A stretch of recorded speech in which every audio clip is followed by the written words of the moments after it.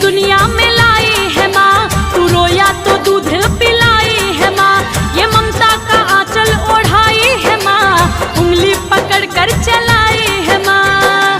वो बचपन